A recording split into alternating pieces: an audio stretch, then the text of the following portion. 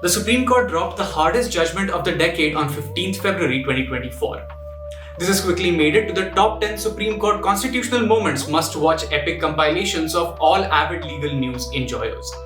And not just because they hyperlinked that bad boy. It goes where you click, bro. The TLDR of it is when there is a Lok Shahi, or Lok Satta if you will, or Janatantra as the cool kids say, who will govern is decided through an election. Or election jeeta jata hai by advertising in imaginative ways and campaigning to spread the word about who you are, what you want to do when you are elected, and why you're the right person to govern. And advertising campaign चलाने के लिए लगता है पैसा पैसा तासंगा पैसा मासंगा yeah पैसा. Money influences the selection of candidates by political parties because parties would prefer fielding candidates who would be able to self-finance their campaign without relying on the party for finance. Supreme Court said that. Well, based on this research paper, but it shows the whole thing is that ki bhaiya sabse bada rupaiya. It makes sense also, since the last election we had was the most expensive election in the world. If you need money to win elections, then you have to source it from somewhere. And no one has more reason to have money than corporations because वो profit के लिए बनाया है public. So awkwardly enough, the people which is you and I are in power on paper. But the investors who can decide who will be more visible to you and me are the people who want to sell you buildings, medicines and lottery tickets. This is why we've had a weird relationship in terms of corporate funding of political parties to make sure that the corporations don't or can't donate a controlling stake in elections. The Companies Act was amended in 1960 to provide a ceiling for donations to political parties. The ceiling was fixed at Rs 25,000 or 5% of the average net profit of the company for 3 preceding financial years, whichever amount was greater. Then in 1969, that law was amended and the government is like, कोई जरूरत ना है corporate funding की. फिर 1985 में law फिर से बदला with stringent conditions कि only a company that has existed for 3 years, a board of directors resolution was made mandatory and there were penalty of up to 3 times the amount contributed if there was irregularity. This was in addition to the 5% cap on the contributions and requiring disclosure of political donations by companies. 2013 में जब नया Companies Act आया, तो the 1985 Act वाला provision was superseded.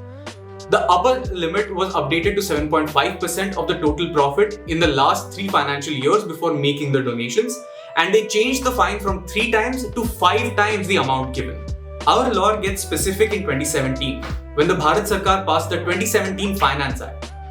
This act made amendments to 4 other acts: the Representation of People Act, the Companies Act, the Income Tax Act, and the Reserve Bank of India Act, to introduce the Electoral Bond Scheme.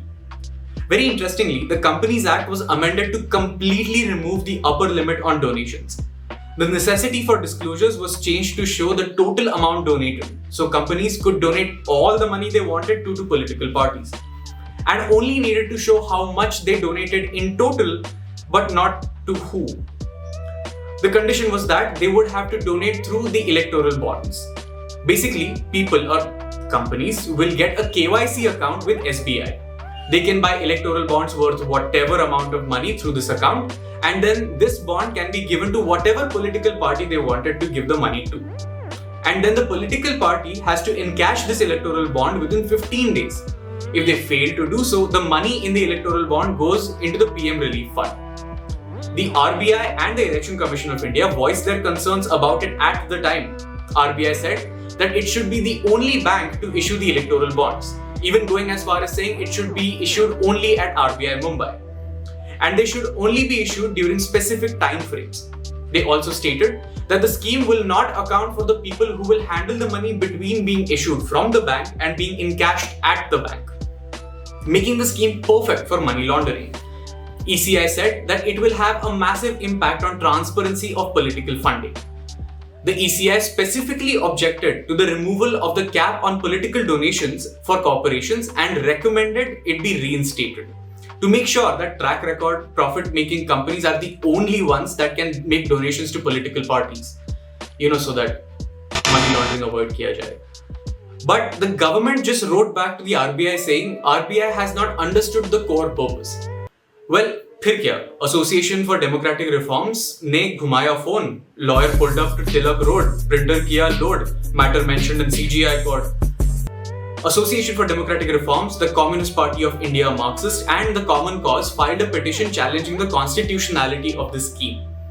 And on the 15th of February, a 5-judge constitution bench pronounced their judgment in the matter, holding that the right to transparency under Article 19(1)(a) of the voter has been violated. And that the huge political contributions made by corporations should not be allowed to conceal the reason for financial contributions made by another section of the population, like students, daily wage workers, teachers, or artists. Because there's only two reasons for political donation: expression of support or quid pro quo. The court also pointed out that these bonds provide economically resourced contributors who already have a seat at the table selective anonymity from the public, not the political party. Quid pro quo bole to very simple English mein, you scratch my back and I will scratch yours.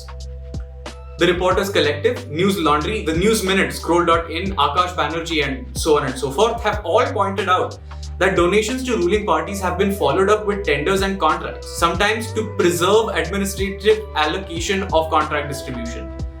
There's also an interesting application of you scratch my back and I won't lacerate yours.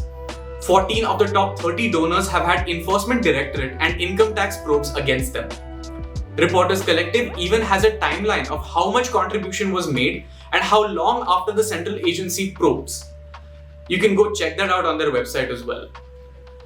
The Association for Democratic Reforms, a non-partisan organization that filed this petition, played a very consequential role in bringing this data and protecting the right to transparency of the Indian public. ADR filed the petition to declare Electoral Bond Scheme as unconstitutional on 14th September 2017. This means it was a 6+ year-long struggle to affirm the right to information of the citizens and has impacted the current discourse around transparency in political funding. However, in this delay of 6 years, the political parties amassed around Rs 16,500 crores. ADR needs your help in its initiative to strengthen democracy, to eradicate corruption, criminalisation in the political process, and empower the voters through greater dissemination of information on the candidates and political parties. ADR is facing a severe resource crunch at this time.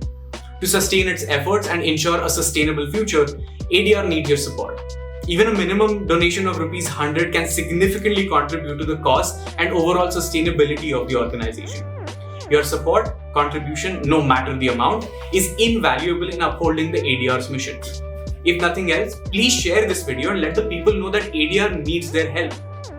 ADR has also associated with several NGOs, CSOs, citizen-led organizations across India under the banner of National Election Watch, which strives to reach maximum voters in every state of the country for their campaign Mera Vote Mera Desh. All of ADR's struggle in the Supreme Court and grassroots campaigns like Mera Vote Mera Desh are for a singular thing: informed voting for the Indian public. To help with this, ADR has developed myneta.info, open access websites which has data of more than 2 lakh candidates and their complete background details. To know more about candidates in your constituency for each phase of the upcoming general elections, please visit myneta.info. You can download the app for Android devices as well. Finally, this video was written, shot, performed and edited by me. Follow me on Instagram for more videos about the rights to free speech, privacy and transparency. Also, mera bhi buy me a coffee hai matlab, if you've been watching the content for a while and want to donate, like, please.